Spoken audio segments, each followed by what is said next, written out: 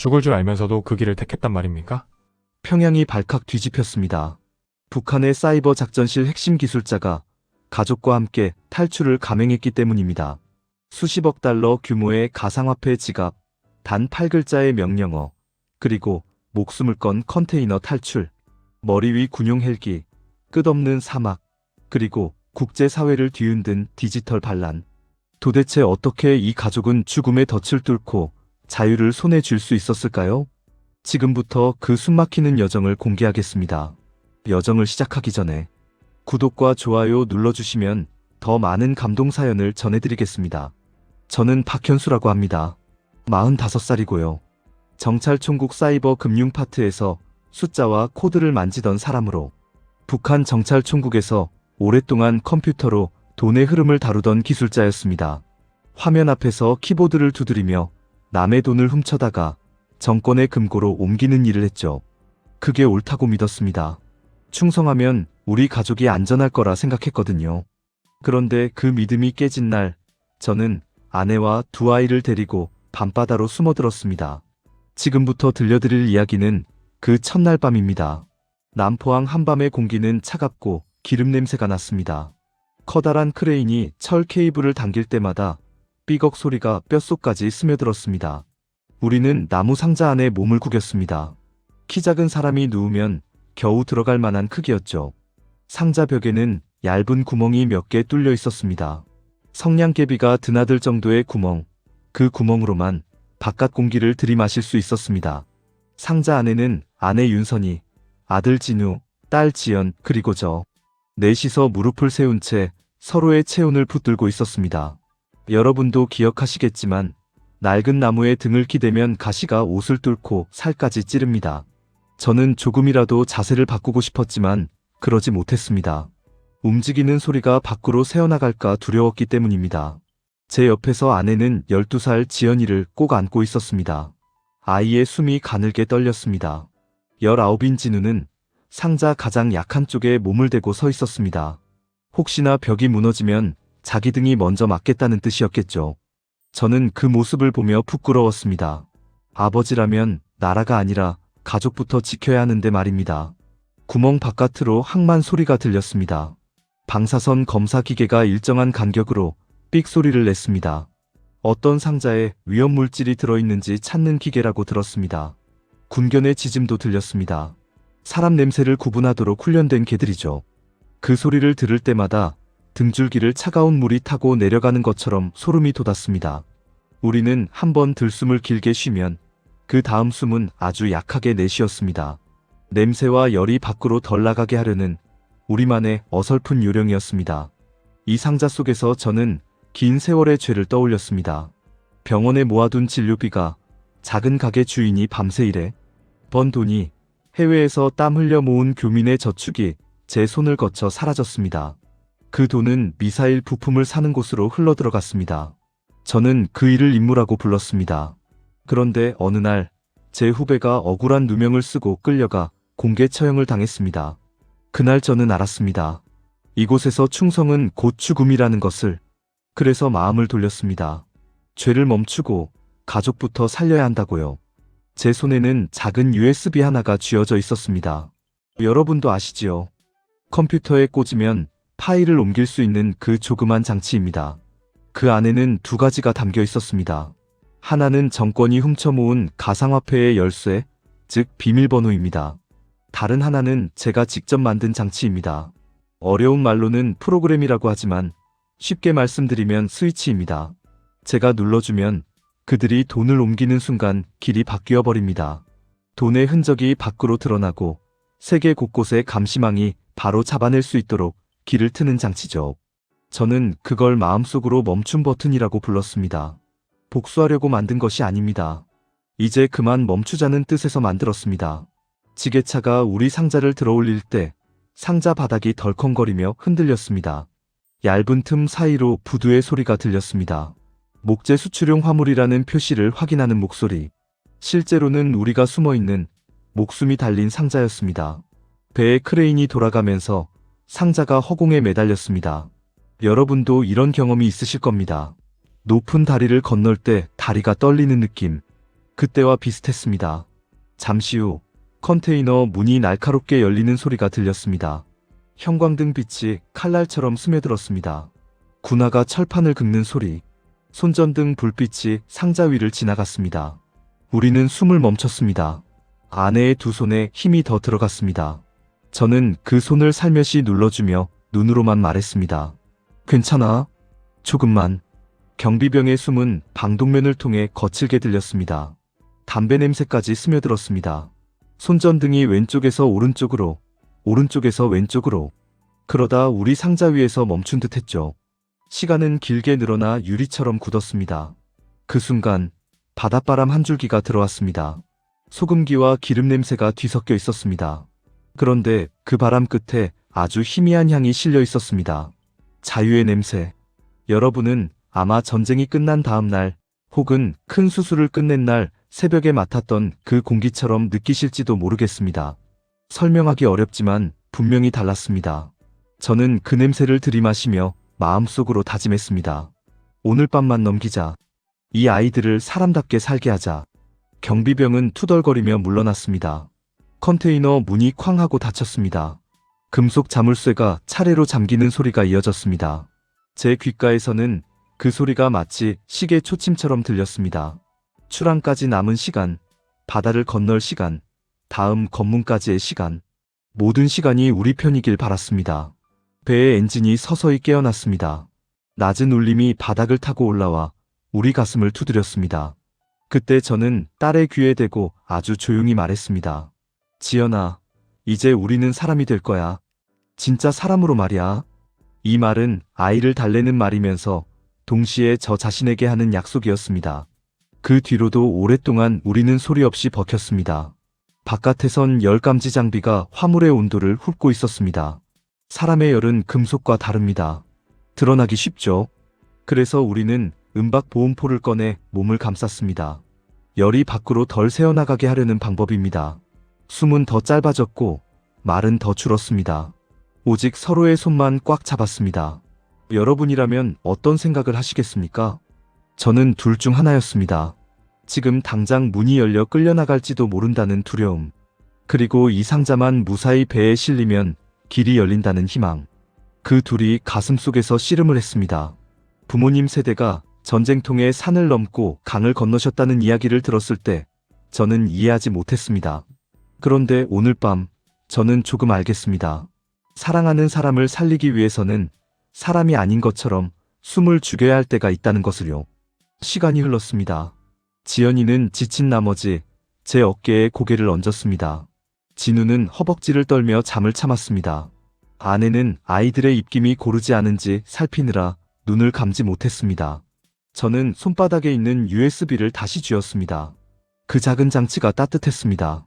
그 안에 든 스위치를 한 번만 눌러도 많은 사람의 삶이 바뀔 수 있습니다.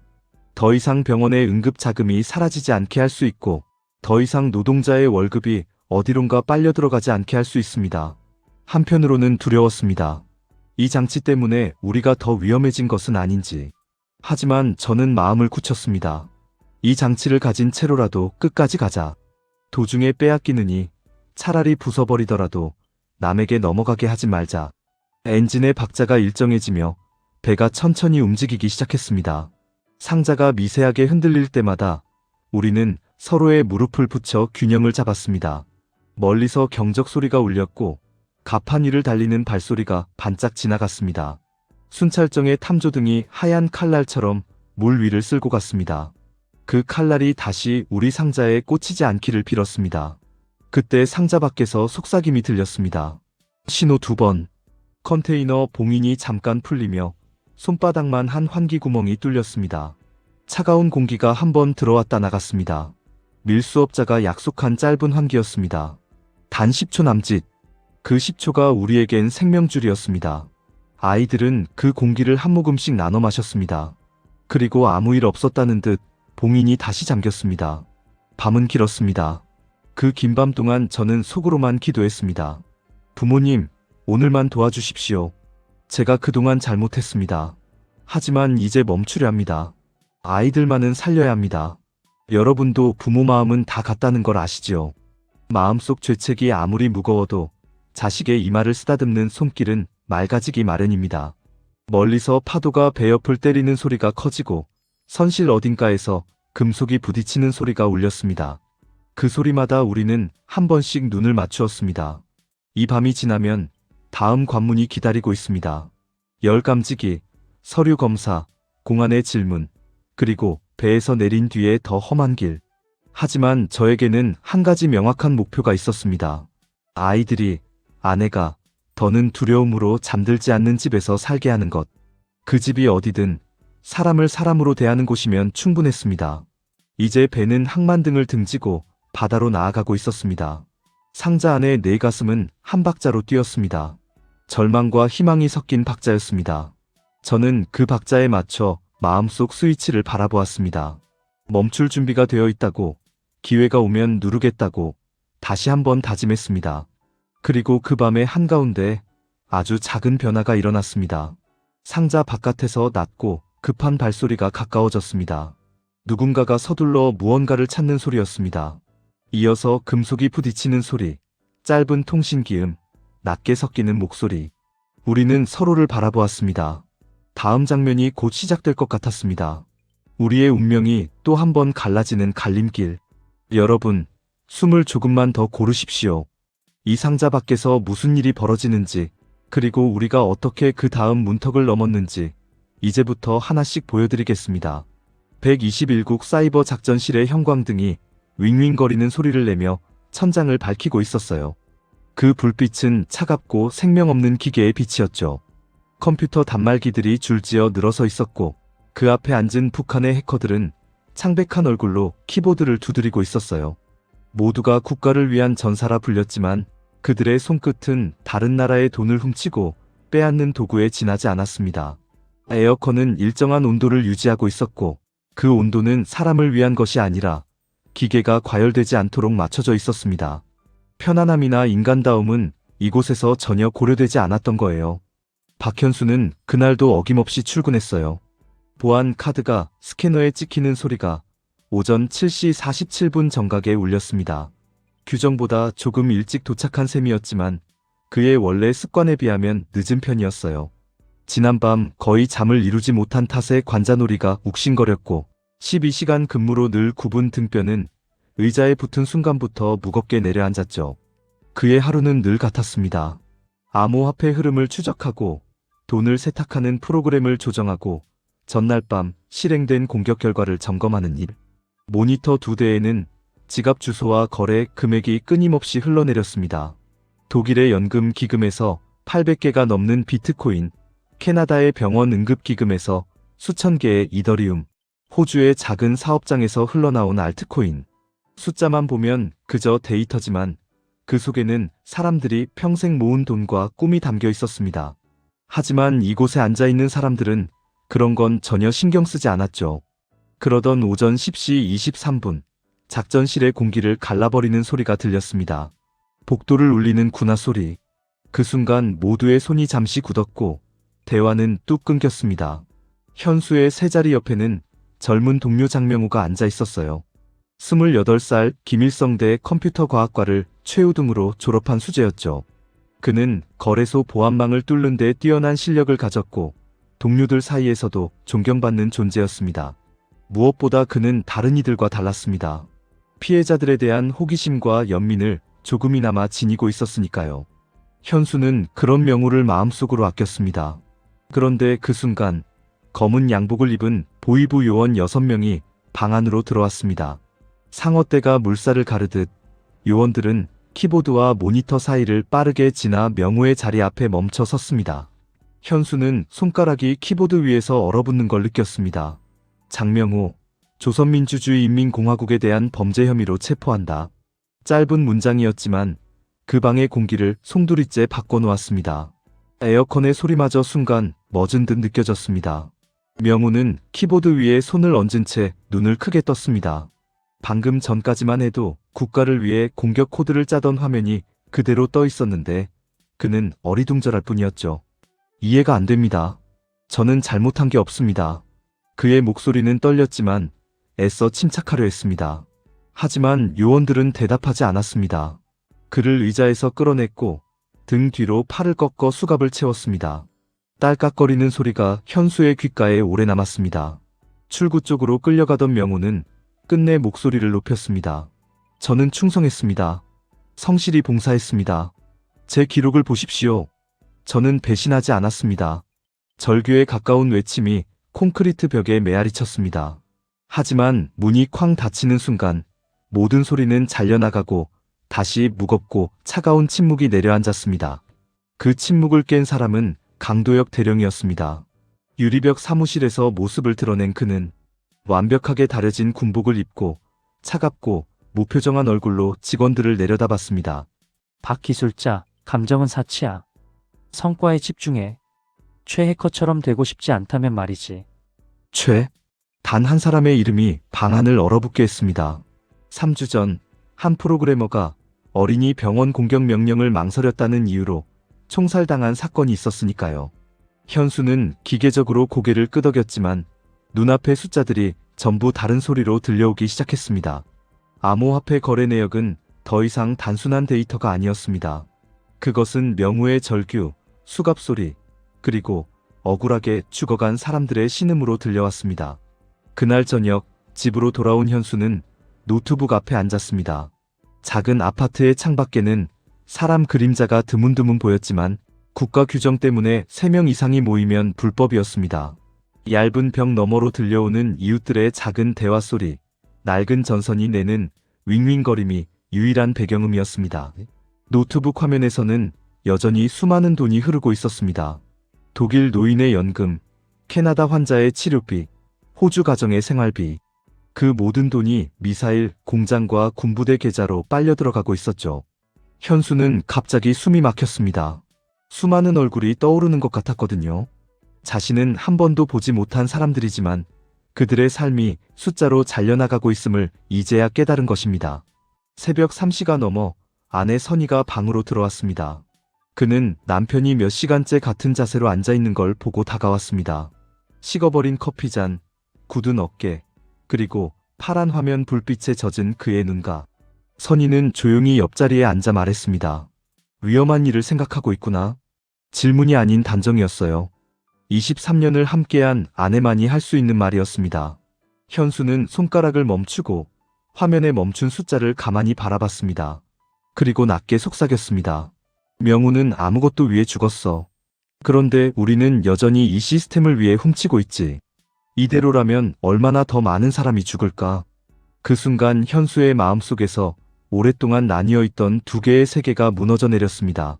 가장으로서의 자신과 체제의 기술자로서의 자신. 그 둘을 나누어 살아왔지만 이제는 더 이상 구분할 수 없게 된 것이죠. 화면에 흘러내리는 모든 숫자는 누군가의 눈물이라는 걸 그는 더 이상 외면할 수 없었습니다. 창밖으로 희미한 새벽빛이 번지고 있었습니다. 하지만 현수의 가슴 속에서는 또 다른 빛이 깨어나고 있었어요. 그것은 단순한 후회가 아니라 결심에 가까운 것이었습니다. 충성스러운 사이버 전사였던 그는 이제 체제에게 가장 위험한 인물이 되려 하고 있었죠. 더 이상 잃을 것이 없으면서 동시에 체제를 무너뜨릴 힘을 지닌 사람. 혁명의 시작은 화려한 무대가 아니라 작은 USB 하나일 수 있었습니다. 하지만 현수는 알고 있었습니다. 먼저 가족을 지켜내야 한다는 것을. 그렇지 않으면 모든 것이 아무 소용이 없다는 것을요. 그리고 그 순간 그의 눈빛은 달라져 있었습니다. 여전히 어둠 속이었지만 그 어둠을 뚫고 나아가려는 불꽃이 자리 잡기 시작했습니다. 이제 막 시스템에 금이 가기 시작한 것이었습니다. 그리고 그 금은 더 크게, 더 넓게 번져나가려 하고 있었어요. 이후의 이야기는 여러분도 계속 지켜보셔야 알 수 있습니다. 현수와 그의 가족에게 어떤 선택이 기다리고 있을지, 그리고 그 작은 USB가 어떤 파장을 불러올지, 이야기는 이제 막 다음 장으로 넘어가려 하고 있었습니다. 우리 가족의 집이 된 나무 상자는 어른둘과 아이둘이 겨우 무릎을 끌어안고 앉을 만큼의 크기였습니다. 겉은 새로 깎은 소나무 냄새가 났고 안쪽은 톱밥가루가 손바닥에 스며들었습니다. 뚫려있는 숨구멍은 연필 굵기보다 조금 클 뿐이었지요. 그 구멍으로 들어오는 공기엔 기름 냄새와 바닷내가 섞여 있었습니다. 숨을 들이킬 때마다 목구멍이 따갑게 쓸렸고 내쉴 때마다 가슴이 빠르게 떨렸습니다. 어둠은 길고 깊었습니다. 시계도 창문도 없으니 낮과 밤이 뒤섞였습니다. 배의 엔진 소리가 바닥에서 울려 올라와 온몸을 두드렸고 금속이 삐걱대는 소리가 마치 오래된 집의 마룻바닥처럼 끊임없이 귀를 자극했습니다. 이런 환경에서 사람을 지켜주는 건 생각보다 단순했습니다. 호흡을 세는 일 한 가지. 저는 들숨셋 날숨셋을 반복하며 마음을 다잡았습니다. 손가락 끝으로 나무결을 느끼며 숫자를 더했습니다. 숨을 숫자에 묶어두면 공포가 숫자에 묶여 함께 작아집니다. 아내 선희는 간호사 일을 했던 사람이어서 그런지 더 체계적이었습니다. 손목을 가만히 잡고 맥을 쟀습니다. 아이들의 호흡이 빨라지면 등을 천천히 쓸어내렸습니다. 물을 아껴야 해서 한 모금 나눌 때도 시간 간격을 두고 천천히 삼키게 했습니다. 한 모금이 목을 적실 때 아이들의 눈동자에서 긴장이 한 겹 내려앉는 게 보여 안도했습니다. 딸 지연이는 어둠이 무서워 제 옆구리에 얼굴을 묻었습니다. 작은 어깨가 자꾸 떨려 저는 팔을 넓게 벌려 아이를 품었습니다. 아들 진우는 상자 벽 쪽에 등을 대고 앉아 혹시라도 바깥에서 충격이 오면 자신이 먼저 받겠다는 듯 허리를 고추 세웠습니다. 말수도 줄었습니다. 대신 손등으로 동생의 등을 2번 톡톡 두드려 괜찮다는 신호를 보냈습니다. 말없이 주고받는 그 리듬이 우리 가족의 언어가 되었습니다. 시간이 얼마나 흘렀을까요? 멀리서 날개 소리가 커졌습니다. 바람 가르는 소리가 배의 엔진음과 다른 결을 타며 다가왔습니다. 선박 위를 훑는 헬리콥터였습니다. 그들은 열을 봅니다. 사람 몸에서 나오는 따뜻함을 기계가 찾아내도록 만들어진 장비를 가지고 다닙니다. 그 순간 저는 미리 배운 대로 속삭였습니다. 보온포를 덮자. 은박 담요를 펼칠 때 나는 바스락 소리마저 위험했습니다. 우리는 숨을 아끼듯 움직였습니다. 머리부터 어깨, 허리, 무릎, 발끝까지 차례로 덮었습니다. 어느 틈에 선희가 장갑을 꺼내 제 손에 끼워주었습니다. 손끝의 열도 밖으로 새지 말라는 뜻이었습니다. 헬리콥터가 머리 위를 맴도는 동안 시간은 늘어났습니다. 바람에 흔들리는 쇳소리가 귀에 박혔고 탐조등이 덮개의 틈을 노리는 듯한 느낌이 들었습니다. 저는 숫자를 셌습니다. 100을 넘기고 200을 넘겼습니다. 선희는 제 무릎을 톡 건드려 속삭였습니다. 아직 규칙적이니 조금만 더. 아이들은 눈을 감은 채 숨을 얕게 쉬었습니다. 진우의 어깨 근육이 굳어져 손바닥에 그대로 전해졌습니다. 그렇게 버틴 끝에 날개 소리는 차츰 멀어졌습니다. 그래도 우리는 곧바로 움직이지 않았습니다. 이런 경우는 안전이 확인된 뒤에도 잠시 더 기다리는 게 상책입니다. 선희가 바깥의 발걸음 소리가 평소 리듬을 되찾았다고 판단할 때까지 우리는 그대로 있었습니다. 잠시 후 상자의 판자 사이로 새벽빛이 물결처럼 파고들었습니다. 중국의 항만에 가까워졌다는 뜻입니다. 배가 부두를 벽처럼 들이받는 충격이 몇 차례 몸을 흔들었습니다. 그 순간 상자 뚜껑이 아주 조금 들렸습니다. 좁은 틈 사이로 리창호의 얼굴이 스쳤습니다. 그는 눈으로만 인사를 했습니다. 목소리는 낮았습니다. 곧 움직입니다. 소리가 새어나가면 안 되니까요. 우리는 고개만 끄덕였습니다. 남은 힘을 아껴야 했습니다. 상자가 지게차에 실려 휘청이며 내려갈 때 아이들이 무심코 내는 신음마저 위험했습니다. 진우가 동시에 두 손을 움켜쥐고 이를 악물었습니다. 바퀴가 멈추고 금속문이 닫히는 소리가 들렸습니다. 트럭으로 옮겨진 겁니다. 이 트럭에는 숨을 수 있는 공간이 따로 마련되어 있었습니다. 상자보다 조금 더 넓고 공기가 조금 더 잘 도는 은신칸이었습니다. 손과 무릎이 저린 채 그곳으로 몸을 옮겨 앉으니 허리에 온기가 조금 돌아왔습니다. 리창호가 조용히 물병을 내밀었습니다. 조금만. 급히 마시면 속이 뒤집힙니다. 우리는 입술을 적시고 혀를 적시고 마지막으로 목을 적셨습니다. 물은 살아있는 증거입니다. 한 모금이 몸속으로 들어가면 사람은 다시 사람이 됩니다. 트럭은 항만을 빠져나가 도시를 돌아 나왔습니다. 도로의 요철을 넘을 때마다 은신칸의 바닥이 톡톡 울렸습니다. 바깥에선 공안의 검문소가 주기적으로 나타났다가 사라졌습니다. 멈추면 숨을 죽이고 출발하면 작게 숨을 내쉬었습니다. 리창호는 검문소에선 늘 같은 말투로 같은 속도로 대답했습니다. 채소를 실었다. 급히 가야 한다. 오늘 안에 도착해야 신선도가 유지된다. 그 말이 몇 차례 되풀이되자 공안도 더 묻지 않았습니다. 사람 일은 규칙에서 안심을 느낍니다.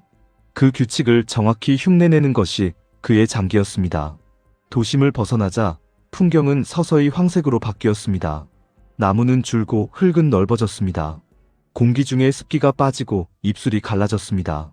트럭은 사막 가장자리를 따라 북서쪽으로 몸을 돌렸습니다. 낮에는 멈춰야 했습니다. 열이 들키면 끝이니까요. 우리는 낮 동안 지하 창고 같은 곳에 숨었습니다. 땅속은 생각보다 온도가 안정적입니다. 천천히 식고 천천히 데워집니다. 어둠 속에서 우리는 조용히 졸았습니다. 번갈아 깨어 서로의 맥을 짚었습니다. 누군가의 숨이 가빠지면 손바닥으로 등을 쓰다듬었습니다. 사람의 손길이 약입니다. 그 흔한 말이 이곳에선 사실이었습니다. 밤이 오면 움직였습니다. 하늘의 별이 길잡이가 되었습니다.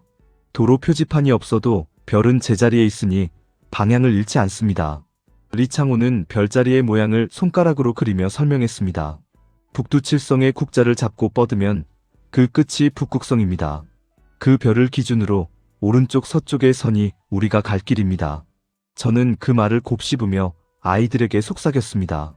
저 별을 기억해. 길이란 저렇게 고정된 것 같지만 사람의 발걸음이 있어야 길이 되는 거야. 사막의 밤은 차갑습니다. 바람이 먼지를 몰아와 피부를 바늘처럼 찔렀습니다. 보온포를 한 번 더 둘러서 체온을 지켰습니다. 발바닥은 점점 둔해졌고 무릎은 뻣뻣해졌습니다. 그래도 걸었습니다. 새벽 가까워지면 다시 은신처로 들어가 쪼그리고 앉았습니다.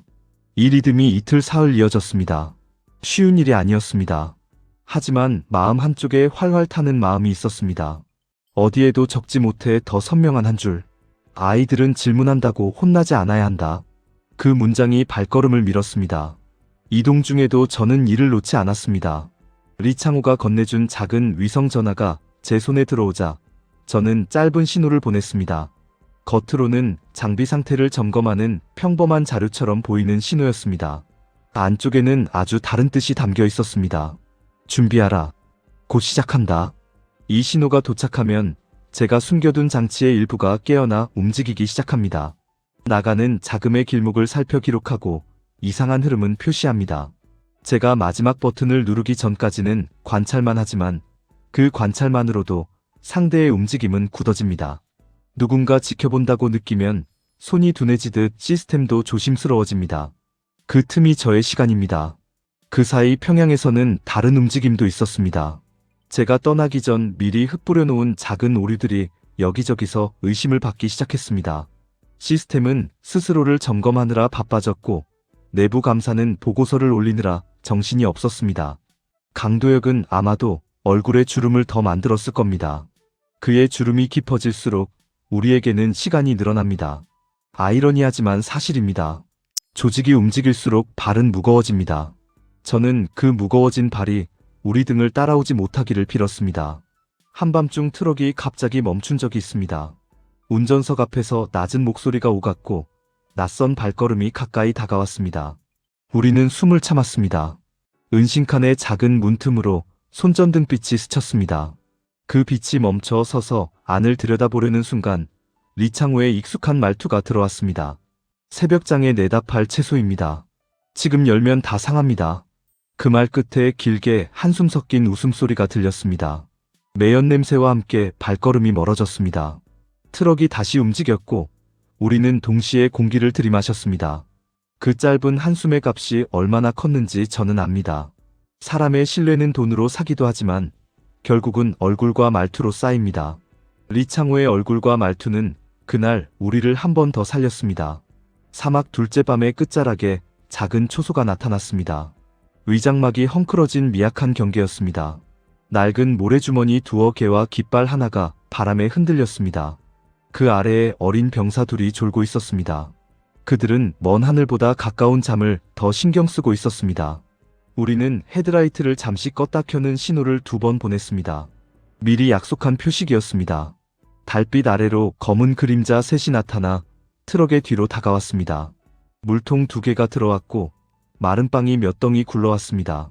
말 대신 손짓으로 서로의 안부를 물었습니다. 이 밤도 지나간다는 뜻이었습니다. 안심할 틈은 길지 않았습니다. 다음 날 새벽 은신처에서 짧게 눈을 붙였을 때였습니다. 트럭의 엔진이 꺼진 채 문이 탁 열렸습니다. 리창호가 낮게 외쳤습니다. 모두 움직여야 합니다. 멀리 먼지 기둥이 일어나고 있었습니다. 차량 행렬이 두 갈래로 퍼져 들어오는 모습이었습니다. 예정에 없던 검문 소식이었습니다. 저는 아이들의 손목을 붙잡고 상자에 넣어둔 작은 배낭을 둘러매었습니다. 선희는 지연의 운동화 끈을 단단히 매며 짧게 말했습니다. 뛰어도 넘어지지 않게. 무거운 물통 하나를 리창호가 진우에게 넘겼습니다. 어깨가 휘청했지만 아이는 말없이 고개를 끄덕였습니다. 우리는 사막의 낮은 구름 뒤로 몸을 숨기며 빠르게 걸었습니다. 모래는 발목을 잡고 뜨거운 햇살은 뒷목을 때렸습니다. 뒤에서 엔진 소리가 퍼져왔습니다. 마음은 달리자고 외쳤지만 숨은 현실을 인정하라 했습니다. 물병을 아껴야 하고 방향을 잃지 말아야 합니다. 리창호는 손을 들어 짧게 신호를 보냈습니다. 속도를 낮춰라. 한번 숨을 고르고 다시 가자. 그 사이 위성전화가 제 손에서 진동했습니다. 짧은 문자가 떴습니다. 내부 감사 확대. 관리자 권한 변경 예정. 그 문장을 읽는 순간 제 등줄기를 타고 싸늘한 기운이 내려갔습니다. 누군가 제 자리로 들어와 무언가를 열어보려 한다는 뜻입니다. 시간을 벌어야 했습니다. 그리고 아마도 지금이었습니다. 제가 준비해둔 장치를 다음 단계로 밀어넣을 때가 남포를 빠져나와 바다를 건넜고 이제는 모래가 바다처럼 출렁이는 고비의 가장자리에서 또 한 번 숨을 고르고 있습니다. 지난화에서 트럭의 문이 열리고 모두 뛰어 움직여야 한다는 신호를 받았던 그 순간 기억하시지요? 바로 그 다음 장면부터 오늘 이야기를 이어가겠습니다. 낮의 사막은 칼처럼 뜨겁고 밤의 사막은 쇳덩이처럼 차갑습니다. 그래서 우리는 밤에만 움직였습니다. 리창호는 항만에서 쓰던 트럭을 거친 길에 강한 사막용차로 바꿔 세웠고 차의 배 밑에는 돌조각이 찍고 들어오지 못하도록 철판을 덧댔습니다. 위에는 햇빛을 전기로 바꾸는 판을 얹어 통신 장비와 길 찾는 장비에 힘을 보탰습니다. 낮에는 움직이지 않았습니다. 하늘에서 내려다보는 기계가 열을 보면 바로 들키기 때문입니다. 그 대신 우리는 모래 언덕 그늘 깊숙이 파고든 작은 천막 속에서 웅크리고 누워 체온을 아끼고 물을 아꼈습니다. 열을 빼앗기지 않도록 은박 보온포를 몸에 꼭 감고 숨소리마저 조심했습니다. 밤이 오면 별빛을 지도 삼아 길을 이어갔습니다. 빛 공해가 없는 하늘은 믿을 수 없을 만큼 선명합니다. 북두칠성의 자루를 따라가면 북극성이 잡히고 그 별을 기준으로 오른쪽 저편이 우리가 가야 할 서쪽입니다. 어린 딸 지연이는 선루프로 얼굴을 내밀 듯 올려보며 별자리를 하나씩 외웠습니다. 아들은 입을 굳게 다문 채 물통을 번갈아 들고 내렸습니다. 사막의 물 한 병은 도시의 금 한 덩이와 바꾸어도 아깝지 않다는 말을 우리는 그때 비로소 이해했습니다. 그렇게 둘째 밤이 깊어갈 때 위성통신기에서 짧고 차가운 소식이 튀어나왔습니다. 제 얼굴과 가족의 특징 그리고 현상금이 국경을 따라 퍼지고 있다는 내용이었습니다. 금액은 보통 사람 몇 해치 임금에 맞먹는 수준이어서 변두리 초소에서부터 도시의 뒷골목에 이르기까지 돈 냄새를 쫓는 모든 사람들이 우리를 노릴 수 있다는 의미였습니다. 더 무서운 건 정권이 단지 우리 탈출만이 아니라 제가 손댄 금융 시스템의 이상 징후까지 눈치챘다는 부분이었습니다. 그 말을 듣는 순간 차 안의 공기가 한순간 무거워졌습니다. 리창호는 표정을 바꾸지 않았지만 운전대를 쥔 손마디가 하얗게 질렸습니다. 그는 말했습니다. 오늘부터는 길을 더 바꾸고 멈추는 시간도 더 늘리겠습니다. 잘 보이는 길을 버리고 사람들이 일부러 피하는 옛 사막길을 타겠습니다. 저는 고개를 끄덕이며 아내와 눈을 맞췄습니다. 선희는 입술만 움직여 이렇게 말했습니다. 지금은 서두르되 서두른 티가 나지 않게 해야 해. 그 한마디가 마음을 가다듬어 주었습니다. 그날 밤 우리는 모래언덕 바람 그늘에 낮은 텐트를 치고 숨을 고르며 저는 노트북을 꺼냈습니다. 불빛이 밖으로 새지 않게 붉은 필터를 씌운 손전등을 돌려 세우고 위성 모뎀을 여러 보안 연결을 올렸습니다. 나중에 설명하자면 복잡하지만 요지는 이렇습니다. 제가 평양에서 미리 심어둔 장치에 마지막 열쇠를 꽂아주는 일입니다. 쉽게 말해 훔친 돈이 새어나가는 길목을 모두 다른 쪽으로 돌려놓는 스위치를 켜는 것입니다. 저는 깊게 숨을 들이마시고 짧은 명령 하나를 넣었습니다. 트리거 온. 화면이 잠시 깜빡이고 가느다란 진행표가 흘렀습니다. 그 순간 제 안에서 오랫동안 어둡게만 쓰이던 기술이 처음으로 밝은 쪽으로 움직이는 것을 느꼈습니다. 15년 동안 저는 침묵 속에 일했습니다. 어떤 날은 은행을 뚫는 코드를 짰고 어떤 날은 거래소의 취약한 문을 찾아내었습니다. 그 손이, 그 머리가, 그 밤이 이제는 사람을 살리는 쪽으로 돌아서고 있었습니다. 장치는 여러 나라에 흩어진 협력망으로 신호를 보냈습니다. 그들은 이미 수년 전부터 이런 순간을 대비해 서로 암호와 표식을 맞춰 놓았고 기다리고 있었습니다. 북한 지갑에서 밖으로 나오는 거래가 일정 기준을 넘으면 자동으로 체크하고 보고하고 묶는 절차가 움직였습니다.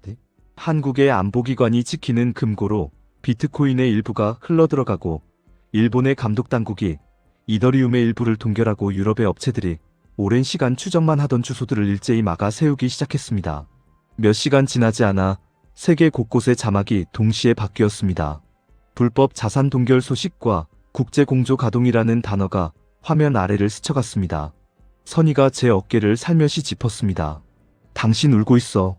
저는 웃음과 울음이 섞인 목소리로 대답했습니다. 이제는 더 이상 병원 돈이 미사일로 가지 않을 거야. 더 이상 노인의 연금이 무기값이 되지 않을 거야. 그 말이 제 입에서 나오는데 이렇게 오래 걸렸다는 사실이 부끄럽기도 하고 홀가분하기도 했습니다. 그러나 기쁨을 오래 붙잡을 수는 없었습니다. 사막의 새벽은 빠르게 밝아오고 있었고 우리는 다시 몸을 낮춰야 했습니다.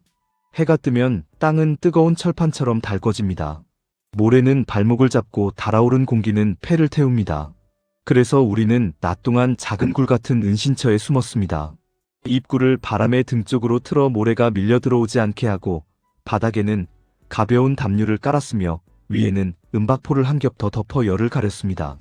물은 시간에 맞춰 나눴습니다. 한 번에 많이 마시면 몸이 원하는 대로 쓰지 못합니다. 한 모금씩 입안에서 굴렸다가 삼키면 몸이 더 오래 기억합니다.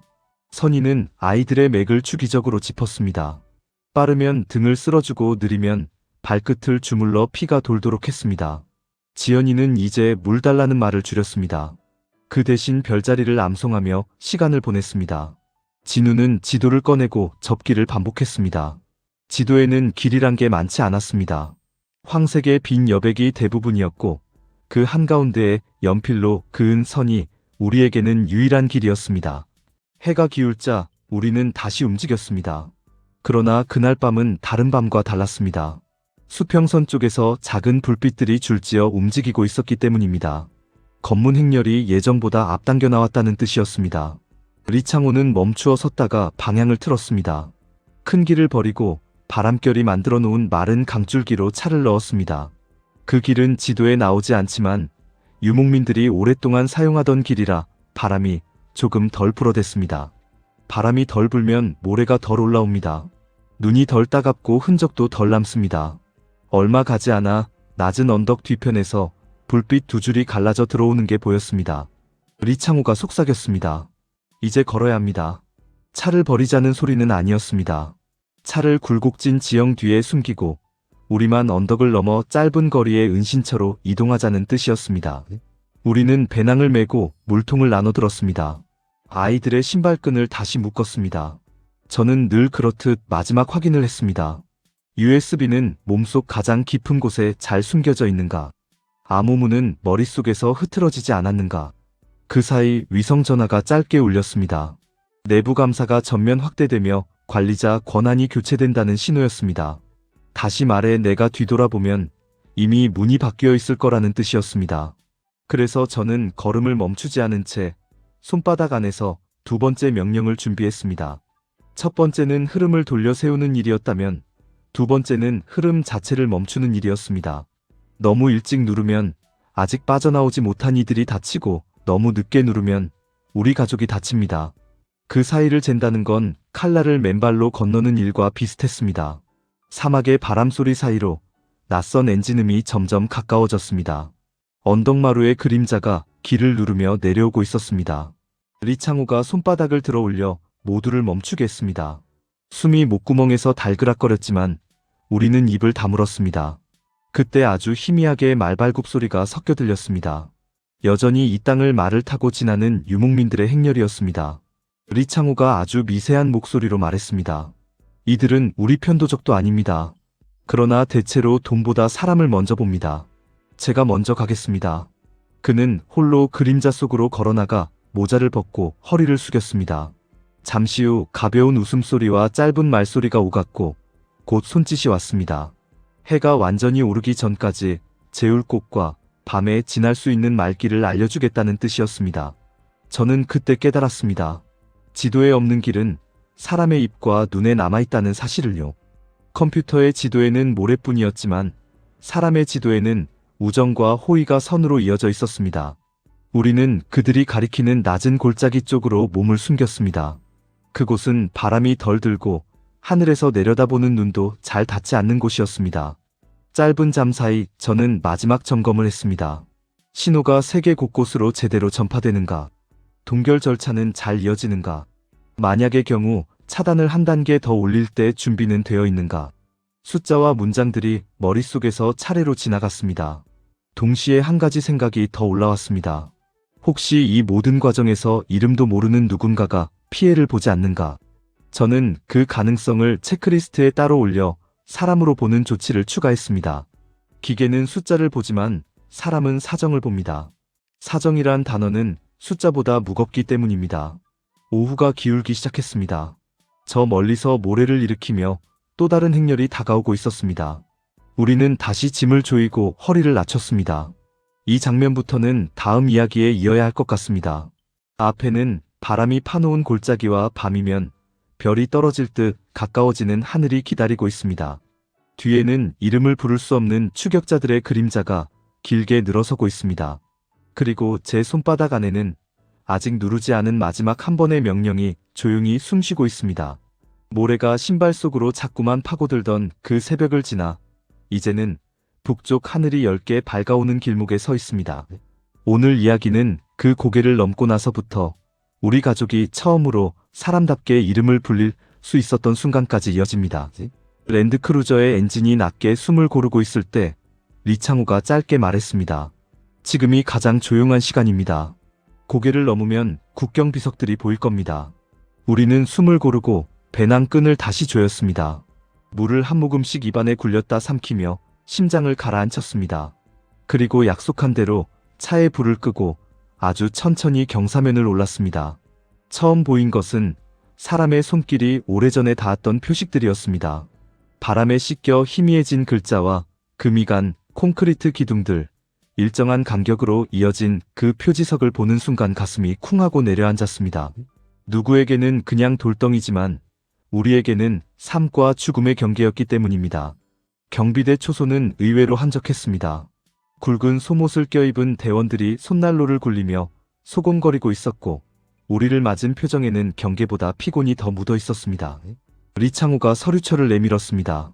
계절 노동자 복귀 명단, 화물 운송 신고서, 차량 점검표까지 한 장도 빠짐없이 정리돼 있었습니다. 저는 숨을 죽이고 직원의 손놀림만 바라봤습니다.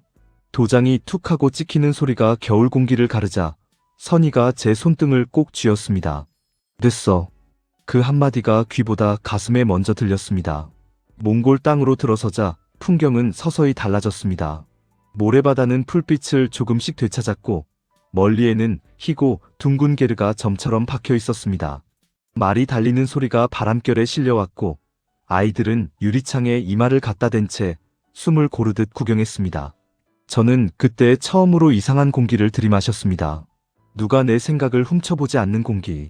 낮은 목소리로라도 진짜 마음을 말해도 되는 공기. 그 낯설미 저를 잠깐 두렵게도 했습니다. 감옥문이 처음부터 열려 있었다는 사실을 뒤늦게 깨달은 죄수처럼 허전하고 허망한 감정이 몰려왔거든요. 울란바토르는 그 허전함을 서서히 채워주었습니다.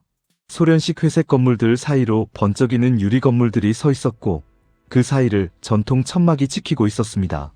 오래된 것과 새로운 것이 서로 등을 기대고 버티는 도시. 그 복도 끝에 한국 대사관이 있었습니다. 태극기가 바람에 천천히 펄럭이고 안내병은 차가운 의심 대신 따뜻한 예의를 보여주었습니다. 접수창구 벽에는 먼저 온 분들의 사진이 걸려 있었습니다. 도착 당시의 굳은 표정과 어느새 부드러워진 미소가 한 프레임에 담긴 사진들. 아이가 졸업모를 쓰고 웃는 사진 앞에서 지연이가 작게 속삭였습니다. 아빠, 우리도 저렇게 될 수 있을까? 저는 고개를 끄덕였고 선희는 등을 토닥였습니다. 접수 책상 너머로 직원분이 조용히 물었습니다. 어떻게 도와드릴까요? 저는 그 질문이 낯설어 잠깐 말문이 막혔습니다. 내내 명령만 듣던 우리가 처음으로 들은 부탁형의 말이었으니까요. 저는 조심스럽게 USB를 꺼내 테이블 위에 올려놓았습니다. 이 안에 북한이 훔쳐모은 가상자산의 열쇠와 지금 막아두고 있는 스위치 코드가 들어있습니다. 더 이상 무고한 사람들의 돈이 미사일 값으로 쓰이지 않게 해주십시오. 직원의 표정이 잠깐 굳더니 금세 단단해졌습니다. 그리고 옆방에서 정보기관 요원이 들어와 말했습니다. 먼저 안전부터 챙기겠습니다. 정보는 그 다음입니다. 그날부터 우리의 일상은 질문과 휴식, 검진과 설명으로 채워졌습니다. 예상했던 취조는 없었습니다. 대신 상처를 확인하고 마음의 깁스를 감아주는 시간이 이어졌습니다. 심리상담사는 밤마다 찾아오는 총성의 잔향을 어떻게 다독일지 알려주었고, 법률 담당자는 인신보호라는 낯선 단어를 쉬운 이야기로 풀어 설명해 주었습니다. 서류에 적는 이름이 신분증의 이름과 꼭 같아야 한다는 당연한 규칙이 우리에게는 새로웠습니다. 국가가 허락한 숫자 아래 숨던 이름을 이제는 스스로 지키라는 말이었으니까요. 며칠 뒤 우리는 비행기에 올랐습니다. 창밖으로 초원이 물결처럼 멀어지고 거대한 도시의 불빛이 바다처럼 밀려왔습니다. 저는 수십 번이나 사진으로만 보던 인천공항 활주로에 줄지은 불빛을 넋놓고 바라봤습니다. 그 불빛은 우리를 신문실로 데려가지 않았습니다. 사람 사는 곳으로 이끌었습니다. 입국장 유리문이 열릴 때 안내 팻말을 든 공무원들이 고개를 숙여 인사했습니다. 한국에 오신 것을 환영합니다. 저는 어리둥절한 채로 허리를 굽혔고 지연이는 두 손으로 가슴을 꼭 붙잡았습니다. 가슴이 너무 빨리 뛴다고 했습니다. 하나원에서의 시간은 몸에 새 언어를 입히는 과정이었습니다. 지하철 노선도 읽는 법, 편의점 계산대 앞에서 줄 서는 법, 은행 앱으로 공과금을 내는 법. 사소해 보이는 그 배움들이 우리 삶의 바닥을 단단히 받쳐주었습니다. 밤이 되면 선희가 작은 노트를 펴고 하루 배운 것을 적었습니다. 오늘 죄송합니다와 감사합니다의 차이를 다시 익혔어요. 지연이는 억양을 조금 낮춰 연습했고 진우는 보안을 공부하겠다고 했습니다. 나쁜 손을 막는 직업이요. 저는 고개를 끄덕이며 말했습니다. 배운 기술은 어디에 쓰느냐가 전부다. 그 밤에 저는 오래 미뤄두었던 울음을 한번 크게 했습니다. 창문 너머로 도시의 소음이 파도처럼 올라왔다가 잦아드는 동안 명우의 얼굴이 몇 번이고 떠올랐다 사라졌습니다. 너를 구하지 못해 미안하다. 그러나 이제 멈췄다. 한국에서의 첫 일터는 사설 보안회사였습니다. 처음엔 모두가 저를 멀찍이 보았습니다. 위험할 수도 도움이 될 수도 있는 사람으로요. 저는 첫 보고서의 제목을 이렇게 달았습니다. 사람이 돈보다 중요하다. 보고서에는 북한식 공격이 어떤 수법으로 병원과 소상공인을 노렸는지, 그리고 그것을 막기 위해 기술 이전에 어떤 원칙이 필요한지를 적었습니다. 화면의 숫자보다 먼저 봐야 할 것은 응급실의 심박수, 급여일을 기다리는 직원의 통장, 퇴직을 앞둔 이의 노후 설계라는 사실을요. 그 문장은 생각보다 많은 이들의 마음을 움직였습니다. 기술은 칼과 같아서 잡은 손의 뜻을 따른다는 평범한 진리를 우리는 다시 확인했습니다. 진우는 대학에 들어가 네트워크 수업에서 누구보다 빠르게 손을 들었습니다. 공격은 빠르게 오고 방어는 느리게 움직입니다. 그래서 방어는 느리지만 넓어야 합니다. 교수는 미소 지으며 말했습니다. 너는 어디서 그걸 배웠니? 진우는 저를 힐끗 보고 대답했습니다. 집에서요. 지연이는 학교 축제에서 북한 민요에 현대 반주를 얹어 불렀습니다. 처음에는 몇몇이 장난으로 따라했지만 곧 박수 소리가 커졌습니다. 노래를 마치며 지연이는 마이크에 대고 짧게 말했습니다. 다른 건 틀린 게 아니에요. 관객석 맨 앞줄에서 선희가 눈물을 훔쳤습니다. 어느 날 저에게 뜻밖의 연락이 왔습니다. 국제무대에서 증언을 해달라는 요청이었습니다. 저는 연단에 올라 천천히 숨을 골랐습니다. 한때 훔치는 손이었습니다. 오늘은 지키는 손으로 서겠습니다. 정권은 사람을 도구로, 숫자로, 보고서의 한 줄로 취급했습니다. 그러나 저는 그 숫자 뒤에 있는 사람들의 밤을 보았습니다. 그 돈이 어디에서 빠져나왔는지, 울음이 어디에 박였는지, 어둠이 어떤 모양으로 방을 채웠는지요. 그러니 우리의 목표는 단순한 동결이 아니라 회복이어야 합니다. 박수가 조용히 번졌습니다. 그 순간 저는 15년 전 처음 키보드를 잡던 제 손을 떠올렸습니다. 똑같은 손인데 다른 뜻을 품고 있었습니다. 시간이 흘러 우리는 작은 아파트에 자리 잡았습니다. 주방의 창은 저녁이면 붉은 하늘을 꽉 채웠고 비 오는 날이면 한강 물빛이 벽에 반짝였습니다. 선희는 탈북 여성 모임에서 강의를 시작했습니다.